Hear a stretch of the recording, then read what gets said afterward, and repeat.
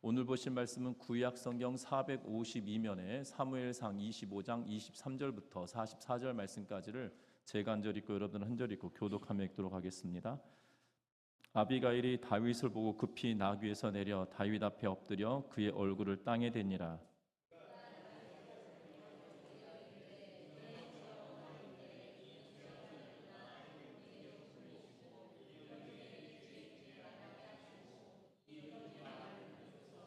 원하옵나니 내 주는 이 불량한 사람 나발을 개의치 마옵소서. 그의 이름이 그에게 적당하니 그의 이름은 나발이라. 그는 미련한 자니이다. 요종은 내 주께서 보내신 소년들을 보지 못하였나이다.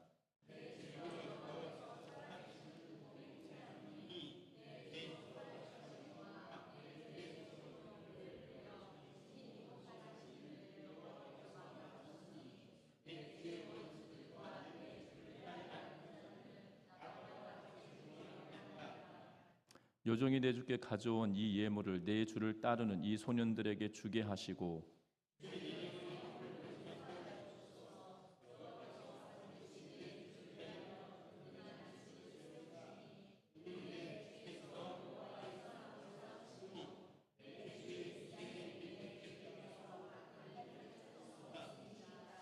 사람이 일어나서 내 주를 쫓아 내 주의 생명을 찾을지라도 내 주의 생명은 내 주의 하나님 여호와와 함께 생명 싸개 속에 쌓였을 것이요 내 주의 원수들의 생명은 물매로 던지듯 여호와께서 그것을 던지시리이다.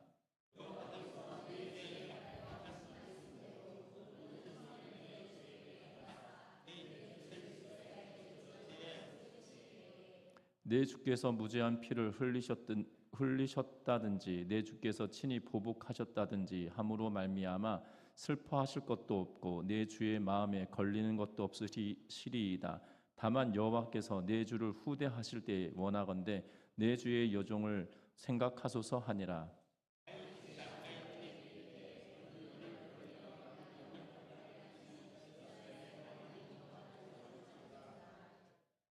또 내 지혜를 칭찬할지며 또 내게 복이 있을지로다. 오늘 내가 피를 흘릴 것과 친히 복수하는 것을 내가 막았느니라.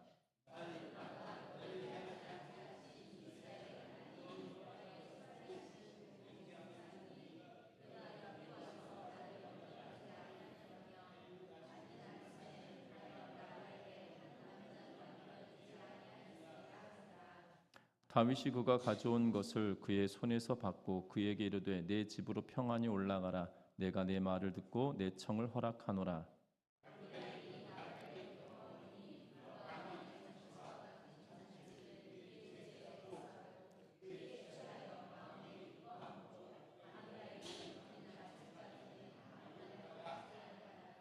아침에 나발이 포도주에서 깬 후에 그의 아내가 그에게 이 일을 말하며 그가 낙담하여 몸이 돌과 같이 되었더니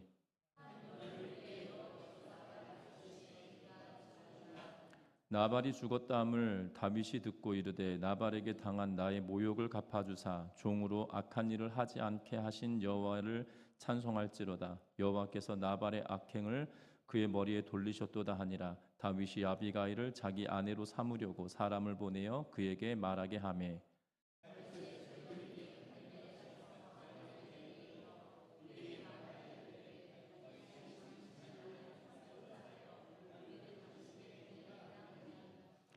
아비가일이 일어나 몸을 굽혀 얼굴을 땅에 대고 이르되 내 주의 여종은 내 주의 전령들의 발 씻길 종이니이다 하고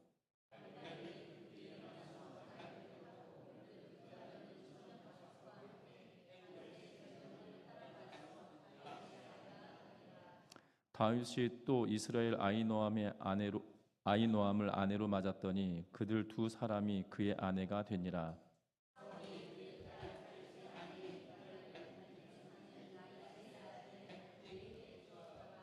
아멘. 우리 서로 인사 나누고 말씀 나눕니다. 사랑하고 축복합니다. 우석대 한의대 학장이셨던 이상용 박사의 글에 이런 내용이 있습니다. 동의보감에는 물의 종류를 성질에 따라 33가지로 구분하고 있으며 질병의 종류에 따라 각기 그 물로 약을 다릴 것을 언급하고 있다.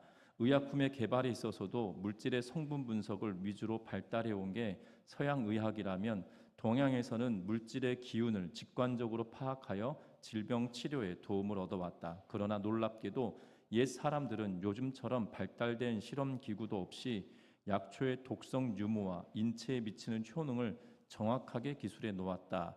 성경에서는 분명하게 사람의 본질을 흙이라는 물질적인 요소와 하나님의 생기인 비물질적인 요소가 합쳐진 영적 존재로라고 정의하고 있다. 자연계의 구성 물질 가운데 55종류의 원소가 인체의 구성 성분과 일치하는 것만 봐도 육체의 근본과 본질은 흙이라는 사실을 짐작할 수 있다. 생명을 잉태시킬 수 있는 가장 좋은 물질이 바로 흙이라 한다. 옛 의서에는 수십 종류의 광물질이 질병을 치료하는 약으로 등재되어 있으며 최근 중국에는 각종 흙을 비롯한 광물질을 이용하여 난치병 치료에 놀랄만한 결과를 얻어내고 있다. 인체의 생명력은 흙의 소산으로 유지되나 결국엔 흙으로 돌아가도록 지음받은 것이라. 온갖 생물들의 창조 재료였던 흙은 모든 생명의 근본이 되어 생명력 있는 음식물을 제공하게 하므로 흙과 건강은 서로 밀접한 관계가 있다라고 이 우석대 한의대 학장이었던 이상용 박사가 글을 남겨놓고 있는 것을 보게 됩니다. 결국 사람은 하나님께서 흙으로 지으셨고 또한 생기로 사람을 영적인 존재로 만들어 놓으셨는데 결국 그 건강을 위해서는 흙이라고 하는 것과 이 흙이라고 하는 것들을 통하여 밀접한 관계가 있다라고 말하고 있는 것을 보게 됩니다. 최근 한국에 열풍처럼 일어났던 것이 뭐냐면 맨발로 걷기라고 하는 것이 있었거든요. 그래서 제가 2013년, 14년경에 계룡산 자락에 가면 이 계족 산성이라고 하고 있거든요. 여러분들 아시는지 모르겠지만 이 계룡산 자락에 계곡 산성이라고 하는 곳이 있는데 그곳의 둘레길을 이 맨발로 걷게 하는 것이 벌써 2014년, 13년 이때쯤이니까요. 그때부터 시작하여서 맨발로 걷기가 유행이 아닐 때도 그 계족 산성의 둘레길을 이렇게 맨발로 걷게 하는데 최근 2, 3년 새에 이 동네들마다 이 심지어 학교 운동장만 가더라도 맨발로 걷는 분들을 심심치 않게 찾아볼 수 있는 그러한 모습을 보게 됩니다. 맨발로 걸으면 건강해진다라는 그러한 이야기들이 계속 방송으로도 알려지고 있는 것을 보게 되죠. 분명한 것은 우리가 생명을 누리기 위하여 생명의 이 건강한 삶을 살기 위하여 몸부림치고 있는데요. 분명한 것은 저와 여러분들이 이 생명의 연장을 위해서 생명이 더 건강하게 살아가기 위하여 여러 가지 방식을 사용하고 있지만 우리가 놓쳐서는 되지 않는 것들이 있다라는 사실입니다. 분명한 것은 오늘 성경의 본문에 생명을 얻는, 생명을 살리는 지혜의 여인이 등장하고 있는 그러한 모습을 보게 되는데 이 아비가일이 가지고 있었던 지혜로 말미암아 한 가문이 새 생명을 얻게 되어지고 한 사람이 새 생명을 얻게 되어질 뿐만 아니라 한 여인이 새로운 삶을 살도록 만들어가는 생명을 살리는 그러한 지혜의 모습을 우리에게 말씀하고 있는 것을 보게 됩니다. 저와 여러분들이 육적인 건강만을 위해 살아가는 것이 아니라 저와 여러분들이 정말 우리의 생명을 더 소생하며 더 살리며 살아내는 지혜의 삶을 살아가는 우리 전미중앙교회 모든 성도님들 되시기를 주의 이름으로 부탁드립니다. 현실을 살아갈 때는 현대는 정말 분열과 갈등의 시대다라고 이야기합니다. 또한 분노가 일상이 되는 그러한 이들도 있는 것들을 보게 됩니다. 또한 남을 탓하고 조롱하는 경우들도 많아집니다. 그래서 분노가 이해되지 않는 분노가 더 많은 시대를 살고 있고 또한 그 분노를 잠재울 수 있고 또한 그 분노로 인하여 하나님께 대한 이 분노에 대한 하나님의 평가를 깨닫게 되므로 저와 여러분들이 정말 생명을 더 살리는 그러한 지혜의 모습을 이 분노의 시대에 갈등의 시대에 생명과 또한 삶을 새롭게 세워가는 우리의 삶이 되었으면 좋겠는데요. 먼저 오늘 성경 본문에 이렇게 이야기합니다. 23절 말씀을 같이 한번 읽어보도록 하겠습니다. 23절의 말씀입니다. 아비가일이 다윗을 보고 급히 나귀에서 내려 다윗 앞에 엎드려 그의 얼굴을 땅에 대니라. 아멘. 이 아비가일, 지난 시간에 계속 보았던 것처럼 아비가일은 나발이라고 하는 인물의 부인입니다. 그런데 나발이 목자로 목축을 하는 그러한 인물인데요. 그런데 다윗이 그의 목축하는 일들을 도와서 어떠한 어려움도 없도록 돌보았던 것을 보게 됩니다.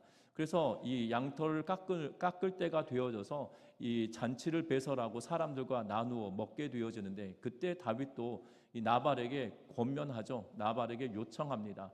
우리의 소년들이 당신의 이 짐승들을 지키는데 도움을 주었기에 잔치를 배설할 때 우리 것도 좀 달라라는 의도로 그에게 말을 하지만, 나발은 다윗이 도대체 누구냐, 다윗은 주인을 버린 그러한 인물 아니냐라는 폄하를 하며 다윗에게 모멸감을 느끼도록 그 소년들을 돌려보내고 있었던 모습을 봅니다. 그로 인하여서 다윗이 그 가족들과 또한 그에게 속한 모든 남자들을 죽이기로 결정하고, 또한 다윗이 출병하고 있는 그러한 모습을 지난 시간까지 우리가 같이 보았는데요. 때마침 그 이야기를 들었던 아비가일이 이 곡물과 또한 음식물들을 준비하여서 다윗을 찾아가고, 그 다윗을 찾아가던 도중에 오늘 23절 말씀을 보면 다윗을 만났다라고 말하고 있는 것을 보게 됩니다. 다윗을 만나고 그가 타고 있던 나귀에서 내려서 다윗 앞에 머리를 조아리며 그가 하는 이야기가 있는 것을 보게 되죠. 이 남편의 어리석음의 언행에 대하여서 빠른 판단과 다윗의 분노를 잠재우고 있는 아비가일은 6가지에 대한 이야기를 하면서 다윗의 분노를 잠재우고 있는 모습을 봅니다. 먼저는 나발이 어떤 사람인지 명확하게 말하고 있는데, 오늘 성경 말씀에 보면 이렇게 이야기합니다. 25절 말씀에 보면 내 주는 이 불량한 사람 나발을 개의치 마옵소서. 그의 이름이 그에게 적당하니 그의 이름은 나발이다 라고 하며, 나발이라고 하는 이름의 뜻을 거명하며 나발은 미련한 사람이다라고 그가 말하기에, 그래서 그 나발이 하는 말에 개의치 말라라고 지금 말하고 있는 것을 보게 됩니다. 나발은 이름값 하는 사람입니다 라는 의도로 말하고 있는 거죠. 나발이란 이름의 뜻이 미련하다, 때로는 이 미련하다는 의미로 이야기하고 있는 모습을 보게 되어집니다. 뿐만 아닙니다. 오늘 성경에 그가 하는 이야기는 아비가일이 다윗이 보내었던 소년들을 본 적이 없다, 만난 적이 없다. 그래서 아비가일이 이러한 일을 언급함으로 말미암아 다윗의 복수가 불필요하다, 내가 당신을 만났기에 복수가 불필요하다라는 의미로 말하고 있는 것을 보게 되죠. 또한 세 번째는 뭐라고 이야기하고 있냐면, 당신이 복수를 함으로 당신의 손을 더럽히지 말라라는 의도로 이야기하고 있는 모습을 보게 됩니다. 더불어 네 번째로 뭐라고 또 이야기하냐면, 당신은 내가 가지고 온 이 예물을 받으시고 다 용서해 달라라고 말하고 있는 모습을 봅니다. 또한 다섯 번째로 뭐라고 이야기하고 있냐면, 여호와께서 이미 당신이 어떤 사람인지 알고 계십니다. 그리고 당신이 이스라엘의 주관자로 하나님께서 세우셨습니다 라고 말합니다. 그러면서 뭐라고 이야기하냐면, 무죄한 피를 흘렸다는 그러한 소식들, 또한 복수했다라는 그러한 소식이 들려지지 아니하도록 해달라고 이 31절 말씀에 이야기하고 있는 모습을 보게 되죠. 뿐만 아닙니다. 뭐라고 또 이야기하냐면, 하나님께서 당신에게 선을 베풀어 주실 때에 나를 기억해 달라라는 말로 그가 다윗에게 모든 것을 이야기하고 있는 것을 봅니다. 분명한 것은 아비가일이 다윗에게 하는 말 중에 가장 눈에 띄는 것이 무엇이냐면 33절의 말씀입니다. 같이 읽어볼까요? 33절의 말씀입니다. 내 주께서 무죄한 죄를 흘리셨다든지 내 주께서 친히 보복하셨다든지 함으로 말미암아 슬퍼하실 것도 없고 내 주의 마음에 걸리는 것도 없으시리니, 다만 여호와께서 내 주를 후대하실 때에 원하건대 내 주의 여종을 생각하소서 하니라. 아멘. 자막이 안 나왔었네요. 저는 왜 안 읽으시나 하고 제가 잘못 말한 점 31절이었습니다. 여러분 뭐라고 이야기하냐면, 이 아비가일이 말합니다. 주께서 무죄한 피를 흘리셨다. 당신이 이 무죄한 피를 흘렸다는 소문이 돈다라면, 그리고 친히 보복했다라는 소문이 돈다라면, 그리고 그 이야기가 들린다라면 당신은 마음에 거리낀 마음이 생길 겁니다 라고 말하죠. 여러분들 지난 시간에 말씀드렸지만 나발은 유다지파의 사람입니다. 다시 말하면 다윗도 유다지파의 사람이고 또한 나발도 유다 지파의 사람인데 지금 다윗이 그들을 돌보았다라는 명분으로 우리에게 먹을 것을 달라라고, 우리를 후원해 달라라고 하는 말을 하였을 때 내가 후원하지 않겠다라고 말하는데 좀 매몰감을 느끼도록 내가 후원 못하겠다라는 말로 해왔다는 거죠. 그래서 화가 나서 지금 나발을 죽이게 됐다라면 당신은 무죄한 피를 흘리게 된 것입니다. 어찌 보면 다윗은 나발의 소유의 목축들, 다시 말하면 짐승들을 돌볼 때 어떤 대가를 바라고 했다라는 의미보다 선한 의도로 하였고 선한 의도로 했는데 어차피 잔치가 벌어질 것이기에 나에게 먹을 것을 달라라는 의도로 이야기하고 있는 것을 보게 되죠. 여러분들, 나발이 얼마나 큰 잔치를 베풀었냐면 오늘 성경 36절 말씀 같이 한번 읽어볼까요? 36절의 말씀입니다. 아비가일이 나발에게로 돌아오니 그가 왕의 잔치와 같은 잔치를 그의 집에 배설하고 크게 취하여 마음에 기뻐함으로 아비가일이 밝은 아침까지는 아무 말도 하지 아니하다가. 아멘. 오늘 36절 말씀에 봐도 뭐라고 이야기하면 왕의 잔치와 같은 큰 잔치를 배설했다라고 이야기하고 있는 모습을 보게 됩니다. 여러분들, 왕의 잔치라는 의미를 쓰고 있는데요. 왕의 잔치라고 표현해 놓았는데 여러분들, 이스라엘 백성들에게 이 왕의 잔치를 경험한 적은 사실 많지는 않을 것입니다. 특별히 이 사무엘상을 기록하고 있는 저자는 왕이 배설했던 그 잔치들이 얼마나 컸는지를 정확하게는 알 수 없겠지만 우리가 이 사무엘상하를 기록하고 있는 저자의 마음을 통해서 보면 적어도 왕은 이 정도 돼야 잔치라고 하지라는 표현이 아니겠나 싶습니다. 우리가 성경을 통해서 보면 열왕들에 대한 이야기를 볼 때 이 솔로몬이 가장 큰 잔치를 배설했던 것을 보게 되고 또한 그 잔치에 이 버금가는 그런 모습들이 곳곳에서 등장하게 되어지는데 적어도 왕의 잔치다라고 하면 백성 한 명 한 명에 다 이르기까지 먹을 것과 마실 것을 줄 만한 그 정도가 되어져야 이 왕의 잔치를 하지 않겠습니까? 여러분, 그렇지 않겠습니까? 왕의 잔치라고 했는데 궁궐에서만 그냥 시끌벅적하고 또한 이 궁궐 밖에 있는 백성들은 그 어떠한 것도 얻는 것이 없다라면 그게 왕의 잔치일까요? 왕의 집안 잔치 아니겠습니까? 그런데 왕의 잔치란 것은 얼마나 큰 잔치를 했는지를 알 수 있는 대목이겠죠. 지금 나발은 그렇게 큰 잔치를 했음에도 불구하고 다윗에게 그 어떠한 것도 후원하지 않겠다라고 말했었다라는 사실입니다. 그런데 그에게 이 잔치를 벌림으로 말미암아 도움을 달라고 하였던 그의 말을 모멸감 느끼도록 만들어 버렸고 그로 인하여 죽였다라면 동족을 죽인 왕이다, 동족을 죽인 사람으로밖에 치부되지 않다라는 사실이에요. 여러분들, 중요한 것은 하나님께서 그에게 기름 부어주시며 하나님께서 그를 왕으로 삼겠다고 하였는데 왕으로 삼아가는 과정 중에 중요한 것은 동족을 이유 없이 죽였다라는 그러한 꼬리표가 따라 붙는다라면 다윗은 선한 왕으로 즉위하기가 참으로 어려울 것입니다. 분명한 것은 여러분들 사극을 보거나 대하 드라마 이런 것들을 보다 보면 왕위에 등극하게 되어질 때 뭐에 대해서 꼭 이야기하냐면 명분이 없다라는 이야기들을 하고 있는 것을 보게 되죠. 어떠한 상황에 등극하게 될 때 그에 합당한 행위나 그에 합당한 삶을 살아내지 않으면 그에게 언제나 꼬리표처럼 따라붙는 것이 있다라는 사실이에요. 여러분들 기억할 것은 지금 아비가일이 이것을 말하고 있는 거죠. 당신이 하나님께서 택하신 사람이고 당신이 왕이 될 것은 분명한데 분명한 것은 그것이 당신에게 오점이 되어져서 이 나발이 별것 아닌 사람이고 아무것도 아닌 사람인데 당신의 꼬리표가 된다라면 무슨 의미가 있겠습니까? 라고 하며 다윗에게 말하고 있는 것을 보게 됩니다. 그랬더니 어떠한 일이 벌어집니까? 오늘 다윗이 이렇게 고백하죠. 오늘 33절 말씀 하반절에 보면 친히 복수하는 것을 네가 막았다라고 말합니다. 결국 다윗은 그의 집안을 멸할 것을 막았다라고 말합니다. 다윗의 계획은 어떠했냐면 34절 하반절에 보면 밝는 아침에는 과연 나발에게 한 남자도 남겨두지 아니하였으리라. 다윗의 계획은 나발의 집에 속한 모든 남자를 다 죽이겠다, 그럴 마음을 가지고 왔었는데 당신이 그것을 막았다라고 하며 보복도 어떠한 보복도 하지 않겠다라고 말하고 있는 모습을 보게 됩니다.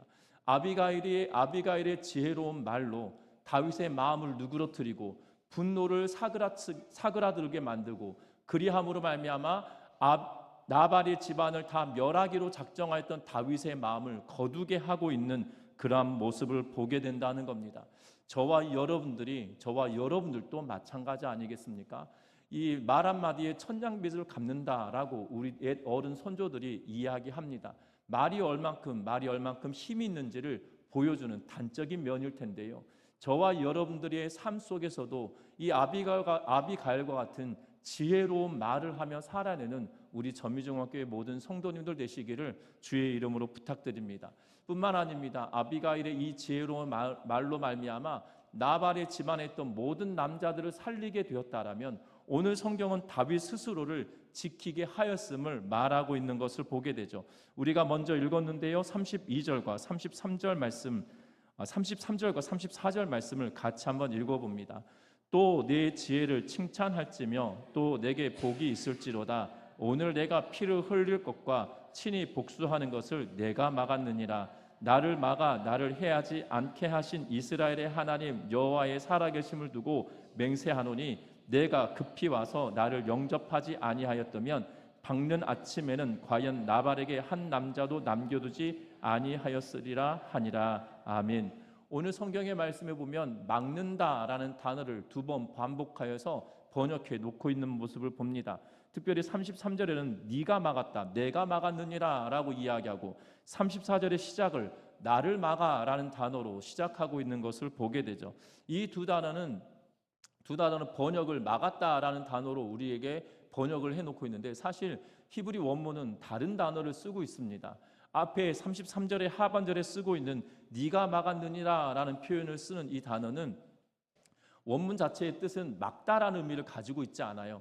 어떤 의미를 가지고 있냐면 가두어 버렸다라는 의미의 단어를 쓰고 있습니다. 다시 말하면 네가 나를 가두어 버렸네 이런 의미예요. 그러니까 다시 말하면 다윗이 복수할 수 없도록 아비가일 네가 나를 가두어 버렸구나라고 지금 말하고 있는 것을 봅니다. 또한 34절에서는 뭐라고 이 단어는 어떤 의미의 단어를 쓰고 있냐면 제지하다, 억제하다라는 단어의 의미입니다. 다시 말하면 우리가 일반적으로 쓰고 있는 막는다라는 의미의 단어를 쓰고 있습니다. 그래서 다시 말하면 번역을 다시 해보자면 네가 나를 가두어 버렸고 그래서 네가 나를 복수할 수 없도록 막았구나, 억제했구나 이런 의미예요. 여러분들 지금 복수를 중단한 다윗은 뭐라고 고백하냐면 너의 말 한마디에 나도 살렸구나, 네가 나를 막아버렸고 네가 나를 가두어서 복수할 수 없도록 만들었구나 라고 지금 말하고 있는 것을 보게 됩니다. 죄를 시인하고 무릎 꿇은 아비가일은 역설적이게도 다윗의 죄를 깨닫게 만들고 있다는 거죠. 지금 이 분노가 어찌 보면 다윗 자체가 뭐라고 이야기하냐면 지금 32절에 아비가일에게 이르되 오늘 너를 보내어 나를 영접하게 하신 이스라엘의 하나님 여호와를 찬송할지로다 라고 말해요.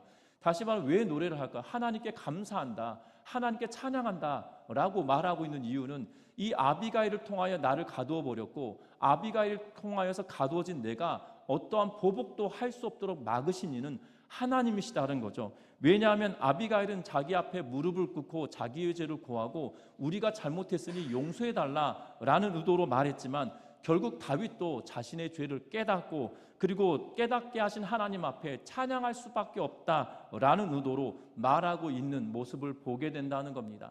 아비가일의 말이 단순히 아비가일의 가문만을 바꾼 것이 아니라 지금 분노하고 있는 다윗이 어떤 죄인인지를 깨닫게 만들고 그로 하여금 돌이키게 만들었다라는 사실이죠. 다윗은 지금 어찌 보면 복수를 하면 두고두고 후회할 뻔한 일을 할 만한 사람이었음에도 불구하고 이것을 정확하게 바라볼 수 있게 하고 정확하게 직시할 수 있도록 만들므로 말미암아 그가 죄악 중에 빠져서 두고두고 후회하도록 만드는 것이 아니라 자신을 일으키고 자신을 죄악 가운데서 벗어나게 만든 일이다라고 말하고 있는 것을 보게 됩니다. 분명한 것은 오늘 성경은 뭐라고 이야기합니까? 아비가일이 다윗에 대하여 이렇게 이야기하죠. 29절 말씀에 보면 이렇게 말합니다. 사람이 일어나서 내 주를 쫓아 내 주의 생명을 찾을지라도 내 주의 생명은 내 주의 하나님 여호와와 함께 생명 싸개 속에 쌓였을 것이요 내 주의 원수들의 생명은 물매로 던지듯 여호와께서 그것을 던지시리이다라고 이야기하면서 여호와 하나님께서 당신의 생명을 생명 싸개 속에 쌓아두신 것처럼이라고 아비가일이 이야기했는데요. 다윗은 지금 이 아비가일이 그를 싸고 그리고 그를 가두어 둔 것처럼 하나님께서 그를 생명 싸게 쌓아주었음을 다시 한번 고백하며 찬양하고 있는 모습을 보게 된다는 겁니다. 저와 여러분들의 신앙의 여정에도 하나님께서 우리를 생명 싸개 속에 쌓아두심으로 우리를 지키시고 보호하시는 그 하나님을 직시함으로 말미암아 내가 어떠한 잘못과 죄악 가운데 빠져 있는 것을 깨닫고 즉시 돌이켜 하나님을 찬양하며 살아내는 우리 전미중앙교회 모든 성도님들 되시기를 주의 이름으로 부탁드립니다. 분명한 것은 내 삶을 걸어갈 때 나에게 말을 하는 이들, 나에게 어떤 행동으로 우리에게 보여주는 이들, 또한 때로는 내 생각 속에 깨닫게 되어지는 일들을 통해서 보면 우리가 돌이켜야 될 일들이 분명하게 있다는 거예요. 우리의 믿음의 선조들뿐만 아니라 믿지 아니하는 자들도 이런 표현을 쓰죠. 제가 이 고등학교 다닐 때 한문 시간이면 이런 글들이 있었습니다. 3명이 함께 걸어가면 그 속에는 항상 스승이 있다. 어떨 때는 이 3사람 중에 나 외에 다른 사람이 나보다 나은 삶을 살아간다라면 그 나은 삶으로 내가 깨닫게 되고 나보다 낫지 않은 삶을 살면 그것을 통하여 또 깨닫게 되므로 나는 3사람이 함께 걸어가면 항상 나에게 스승이 있다라는 의도의 문구를 이 한문 시간에 보았던 기억들이 납니다. 분명한 것은 우리의 신앙의 여정도 인생도 똑같습니다. 아비가일이 다윗에게 깨달음을 주었다라면 내 삶을 살아가는 곳곳에 나에게 깨달음을 줄 때 그것으로 인하여 하나님을 찬양하며 돌이키며 살아내는 그래서 지혜를 누리며 살아가는 우리 모두가 되시기를 주의 이름으로 부탁드립니다. 뿐만 아닙니다. 놀랍습니다. 왜냐하면 아비가일이 뭐라고 앞에서 읽었냐면 29절에 하나님께서 당신을 생명싸개로 쌓아주셨습니다 라고 이야기하고 하나님께서 또 뭐라고 이야기하냐면 내 주의 원수들의 생명은 물매로 던지듯 여호와께서 그것을 던지시리이다 라고 말하고 있죠. 여기서 왜 하필 아비가일은 물매라고 하는 단어를 썼을까요? 여러분들 다윗이 유명하게 되어졌던 이유는 다른 것이 아니라 물매로 돌을 던져 골리앗을 넘어뜨렸고 골리앗의 칼로 그의 목을 베었다라는 서사가 그를 가장 유명하게 만든 이야기들 가운데 하나입니다. 이 아비가일만 그것을 들었을까요? 2000년대를 살아가고 있는 우리도 다윗이 어떻게 골리앗을 이겼는지 뻔히 보았는데 그것을 볼 때마다 우리는 기쁨과 감격이 있지 않습니까? 이 아비가일도 마찬가지겠죠. 하나님께서 당신을 돌보셔서 당신의 대적이었던 골리앗을 이 물매로 이기게 만드셨던 것처럼 지금 당신의 대적들에 대하여 하나님께서도 그 물매로 당신을 보호하시고 당신의 원수들을 물맷도 던져 물리치게 했던 것처럼 이기게 하실 겁니다 라고 아비가일은 이야기를 했었습니다. 그런데 어떤 일이 벌어집니까? 오늘 실제로 39절 말씀에 보면 뭐라고 이야기하고 있냐면 39절 말씀 같이 읽어봅니다. 나발이 죽었다 함을 다윗이 듣고 이르되 나발에게 당한 나의 모욕을 갚아주사 종으로 악한 일을 하지 않게 하신 여호와를 찬송할지로다. 여호와께서 나발의 악행을 그의 머리에 돌리셨도다 하니라. 다윗이 아비가일을 자기 아내로 삼으려고 사람을 보내어 그에게 말하게 하매. 아멘. 오늘 성경의 말씀에 보니까 실제로 아비가일이 말했던 것처럼 하나님께서 당신을 돌보아 주시고 당신의 대적을 당신이 죽이지 않더라도 당신의 손이 아니라 하나님의 손으로 당신을 지키실 겁니다라고 하였던 그 말이 실제로 이루어지고 있는 것을 보게 되죠. 나발이 죽었습니다. 그래서 뭐라고 이야기합니까? 하나님께서 갚아주셨다라는 표현을 쓰고 있는 모습을 보게 되죠. 여러분들 우리가 화가 나고 분노를 치밀게 하는 일들이 있더라도 우리의 손으로 그것을 해결하려 하기보다 하나님께 모든 것을 내어 맡기며 하나님께서 갚아주시기를 기대하며 나아가는 우리 전미중앙교회 모든 성도님들 되시기를 주의 이름으로 부탁드립니다. 저는 간혹 그런 생각을 합니다. 막 이 복수에 관한 이야기를 들릴 때마다 이런 생각이 듭니다. 내가 그 사람을 밟은 게 아플까? 하나님께서 밟아주시는 게 아플까? 뭐가 아플 것 같으십니까? 제가 밟는 게 아플까요? 하나님이 밟아주시는 게 아플까요? 그렇지 않습니까? 그러니까 내 마음에 분노를 치밀게 하는 이 원인이 있다라면 내가 밟을 생각을 하지 말고 하나님께 의탁하고 하나님께서 밟아주시기를 기도하는 게 훨씬 낫지 않겠나라는 생각이 들 때가 있습니다. 분명한 것은 그렇지 않겠습니까? 제가 밟아봤자 0.1톤밖에 되지 않을 거예요. 아무리 많이 잡아도 0.1톤밖에 되지 않겠지만 하나님이 밟으시면 온 우주가 그를 짓밟게 되는 거잖아요. 그렇지 않겠습니까? 여러분, 분명한 것은 내 힘으로 뭘 해결하고 내 힘으로 뭘 복수하려고 하기보다 하나님께 구하며 하나님께서 그것을 되갚아 주실 것을 기대하며 나아가는 우리 점이중앙교회 온 성도님들 되시기를 주의 이름으로 부탁드립니다. 왜 그렇습니까? 하나님이 나의 아버지이시기 때문이에요. 하나님이 나를 돌보시는 분이시기 때문이에요. 지금 다윗은 그것을 망각해버렸죠. 그래서 지난 시간에 다윗의 인생에 격변기가 있고 지금 이스라엘이라고 한 나라에 과도기 있다, 이 변혁하는 변혁점에 놓여져 있다라고 말씀을 드렸는데, 그 변혁점에서 지금 깨닫게 하고 다시 그 눈을 하나님께로 향하게 만드는 이야기를 아비가일이 하고 있다는 거예요.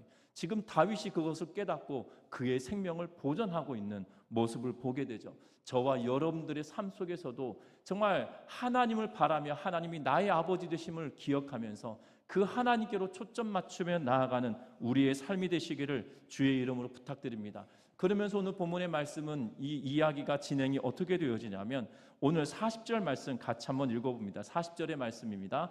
다윗의 전령들이 갈멜에 가서 아비가일에게 이르러 그에게 말하여 이르되 다윗이 당신을 아내로 삼고자 하여 우리를 당신께 보내었더이다 하니. 아멘. 지금 40절 말씀을 보면 뭐라고 이야기하냐면 나발이 죽습니다. 그리고 아비가일이 남습니다. 그리고 아비가일에게 다윗이 사람을 보내어 내가 당신을 부인으로 삼겠다라고 이야기하고 있는 그러한 모습을 보게 됩니다. 지금 아비가일의 말 한마디를 통하여 나발의 가문의 사람들이 생명을 구했다라면, 다윗도 깨닫고 하나님의 은혜를 경험했다라면 지금 아비가일도 그의 생명을 보존하게 되어지는 그러한 모습을 보게 되어집니다. 여러분, 이게 아비가일이 무슨 생명을 보존하는 일이겠냐라고 말할 수 있습니다. 왜냐하면 지금 현재 다윗은 도망자의 신분이에요. 도망자의 신분인데 아비가일을 부인으로 맞이한다는 것은 아비가일에게 은혜가 아니라 이 좋지 않은 그런 상황으로 끌어들이는 그런 모습처럼 보여집니다. 그런데 지금처럼 생각하지 말고 지금 다윗이 살아갔던 그 시대를 생각해 보면 고대 사회에는 여인들에게 있어서 특별히 남편을 잃은 여인들의 삶은 고달픈 인생입니다.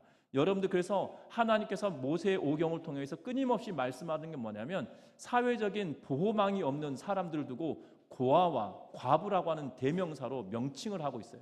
그래서 고아와 과부는 사회적으로 가장 어려움을 당하는 이들, 보호를 받지 못하는 인물들로 말하고 있는 것을 보게 되죠. 나발이 아무리 많은 재산을 갖고 있다 할지라도 여인이었던 아비가일에게 있어서만큼은 과부가 된 상황이면 그에게도 사회적인 어려움이 그에게 당연히 있을 수밖에 없는 상황이다라는 사실입니다. 분명한 것은 그가 다윗을 통하여 그의 생명이, 그의 삶이 변화되어지겠죠. 분명한 것은 지금 도망자의 신분인 것처럼 보여지나 뭐냐면 아비가일의 울타리가 되어줌으로 고대 사회의 고아와 과부로 치부되었던 가장 사회적인 약자의 삶을 살도록 허락하는 것이 아니라 보호가 되어지는, 특별히 누구를 통하여 보호받습니까? 다윗이 아니에요. 다윗을 보호하시는 하나님의 품 안에 그가 함께 가기에 아비가일의 인생도 변화되게 되는 그러한 모습을 보게 된다는 거죠. 단순히 다윗과 결혼했다가 아니라 하나님께서 다윗을 돌보시는 하나님의 생명 싹이 안에 그가 동참케 되어지는 은혜를 누리게 되어졌다라고 오늘 성경은 우리들에게 말씀하고 있다는 것을 기억하는 우리 모두가 되셨으면 합니다. 우리가 지혜롭게 행할 때 아비가일의 말 한마디로 그의 나발의 가문의 남자들이 생명을 구했고, 또한 다윗이 생명을 구했다라면 아비가일 또한 생명 싹의 안에 그가 함께 들어가게 되므로 하나님의 위로와 평강을 경험하였듯이 저와 여러분들이 믿음의 눈을 열고 하나님을 바라며 나아갈 때, 지혜를 구하며 나아갈 때 우리에게도 동일한 은혜를 주신다는 사실을 기억하는 우리 모두가 되시기를 주의 이름으로 부탁드립니다.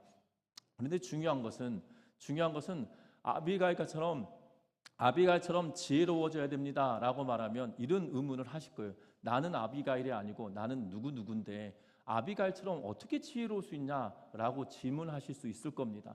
나는 배운 것도 없고 아는 것도 많지 않은데 어떻게 아비가일 같은 지혜로움을 가질 수 있겠습니까?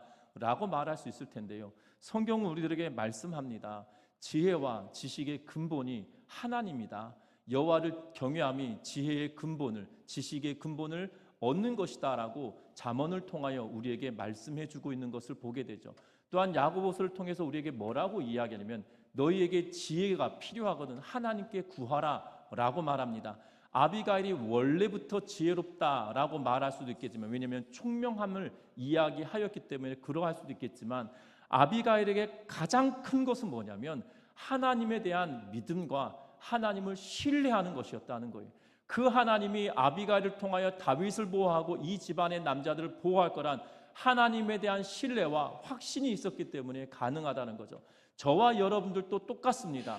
아비가일 같은 하나님에 대한 신뢰와 믿음이 있냐, 이것이 중요한 것이겠죠. 내가 하나님을 아버지로 섬기며 살아가는 우리들이 아비가일 같은 하나님을 신뢰하는 마음이 있다라면 우리들에게도 지혜의 영 되신 성령을 주셨기에 그 하나님으로 인하여 지혜를 얻게 된다는 사실들을 기억하며 믿음의 눈을 열고 하나님을 신뢰하는 그 믿음의 길을 걸어가는 우리 모두의 삶이 되시기를 주의 이름으로 부탁드립니다.